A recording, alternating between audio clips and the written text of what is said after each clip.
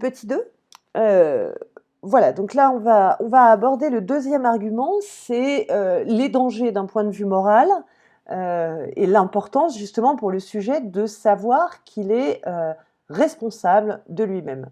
Et donc là, pareil, on va avoir cette critique d'un inconscient qui nous manipule, mais cette fois-ci, avec Alain, on aura une critique qui sera d'ordre moral, voilà, sous l'angle moral. Alors, Alain est un philosophe français, à peu près de la même époque de Sartre d'ailleurs, un philosophe du fin 19e, mais surtout du 20e. Et Alain, ce qu'il pense, c'est qu'il existe des dangers majeurs à adhérer aux thèses de ce qu'il appelle lui le freudisme, c'est-à-dire des théories de Freud. Mais vous voyez rien que dans le mot en lui-même peut vous servir à faire un paragraphe. Pourquoi?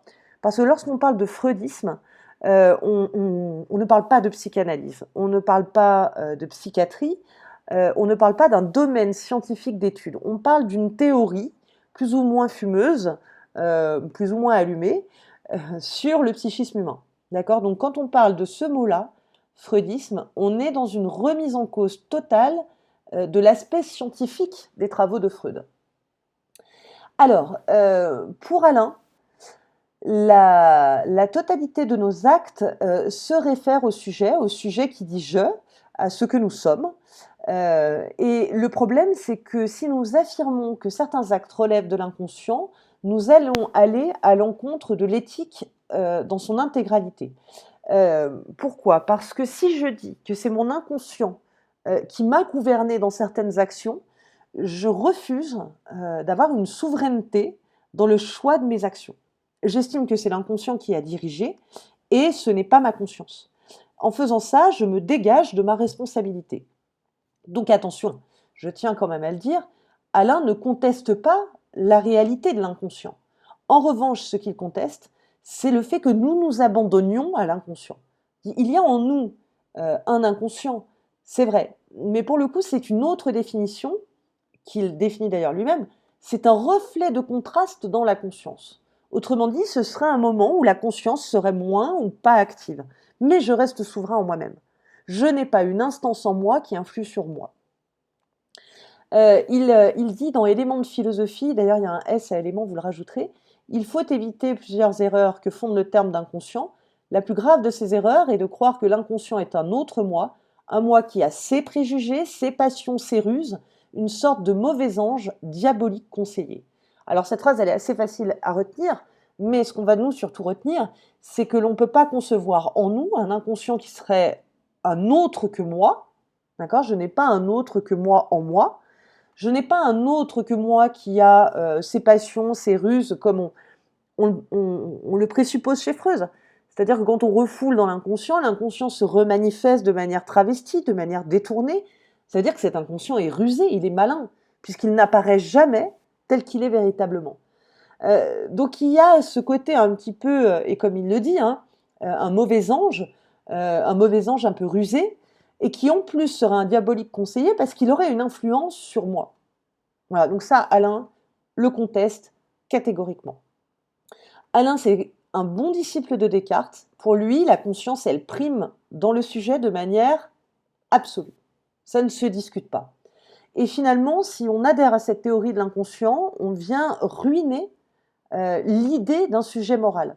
Si l'inconscient m'influence, alors je peux avoir des excuses pour toutes mes mauvaises actions. Puisque j'ai un vécu difficile, je vais pouvoir excuser le fait d'être violente, le fait d'être quelqu'un de mauvais vis-à-vis des autres. Non, rien n'excuse cela. Donc pour lui, la conscience, c'est avant tout une conscience morale, et c'est une conscience qui fait de nous des êtres de responsabilité. Cette conscience, elle est pleine et entière, elle n'a pas de faille. C'est pour ça qu'il dit ça, toute conscience est conscience morale. Parce que notre conscience implique que nous puissions toujours nous juger nous-mêmes. On peut toujours faire un retour sur soi, être dans un rapport réflexif à soi, ce qui veut dire être à la fois le juge et l'accusé. On est celui qui va juger et se juger lui-même. Et donc cela nous permettra de reconnaître nos erreurs quand on en fait, ou d'adhérer à nos bonnes actions quand on adhère à des bonnes actions. Parfois, on agit On a l'impression de bien agir, personne n'est forcément d'accord avec nous, mais on pense que notre action est bonne, on a réfléchi à cette question, eh bien on assume, on est responsable de soi. Par conséquent, nous sommes pleinement responsables de nos actes. Cette conscience, elle vient fonctionner, et j'aime beaucoup cette idée-là, comme un tribunal intérieur, dans lequel, comme je vous l'ai dit tout à l'heure, elle serait à la fois l'accusé et le juge, mais un juge infaillible du bien et du mal. Et le mot infaillible est important ici, c'est-à-dire qu'en fait, nous savons quand nous agissons mal. On peut remarquer, on peut garder en tout cas cette citation qui est plutôt sympathique, on peut le dire. Contre quoi il faut comprendre qu'il n'y a point de pensée en nous, sinon par l'unique sujet-je. On n'est pas deux, on n'est pas trois, on est un. Cette remarque est d'ordre moral. Bien sûr qu'elle est d'ordre moral, puisque si on est deux, eh ben je vais dire que c'est l'autre en moi qui a fait sa mauvaise action. Non. Donc, pour lui, si on émet l'hypothèse d'un inconscient qui aurait de l'influence, on refuse la valeur morale de nos actions, et ce serait de l'immoralité pure. En fait, pour Alain, c'est à la fois un acte de lâcheté, de dire que c'est l'inconscient qui nous gouverne, c'est un acte de paresse, parce qu'on n'a pas le courage de s'assumer, on n'a pas le courage de penser par soi-même pour savoir si notre action est bonne, et c'est de l'égoïsme parce qu'on pense à soi pour se débiner, si je puis me permettre. Donc on voit là que c'est une critique radicale de l'inconscient de Freud, affirmer que l'inconscient a du pouvoir sur l'homme, c'est déposséder sa conscience de sa dignité. On n'est plus un être digne quand on fait ça. Autrement dit, on ne peut pas adhérer à l'idée qu'il y aurait une pensée en moi qui ne serait pas de moi. C'est métaphysiquement impossible, puisque je suis un sujet, j'attends la réponse, hein, unifié, voilà très bien. Je suis un sujet unifié d'une part, et parce que je suis un sujet moral, si jamais qu'il y a un inconscient qui me gouverne, alors tout sera prétexte à ne pas être un sujet responsable et à être un sujet, moral. Voilà.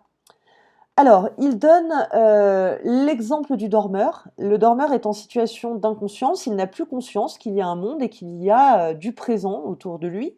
Il fait partie d'un ensemble dont il ne distingue pas les nuances. Et donc, du coup, ça, c'est ce qui pourrait signifier une forme d'inconscient en l'homme.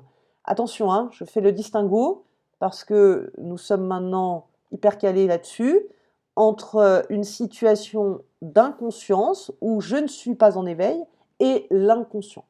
Ici, l'inconscient, ça reviendrait à cet exemple du dormeur, c'est ce moment où je ne suis pas forcément dans un état d'éveil de moi-même, mais je garde ma souveraineté en moi. Nous ne sommes pas deux moi différents en moi. Donc, j'ai fait le tour pour Alain. Ce point-là, je ne le verrai pas, mais ce n'est pas grave parce qu'on le reverra à un autre moment, donc ce n'est pas un souci du tout. J'espère que c'est clair pour cette partie sur Alain. Je reviens vers vous pour la dernière partie avec notre ami Barour. J'avais là aussi mis un texte, mais c'est un texte que finalement j'ai un petit peu abordé dans le cadre de mon explication. Voilà, vous voyez ici on reparle de l'exemple du psychiatre par exemple. Vous avez la citation que l'inconscient est un effet de contraste dans la conscience. Voilà, il faut éviter plusieurs erreurs qui fondent le terme d'inconscient. Ça, je l'ai expliqué tout à l'heure. Donc je vous laisserai le lire, pareil, vous vous faites un petit résumé, on pourra prendre quelques minutes avant l'évaluation de la rentrée pour reprendre ces points-là. Voilà, merci de votre attention et à tout à l'heure.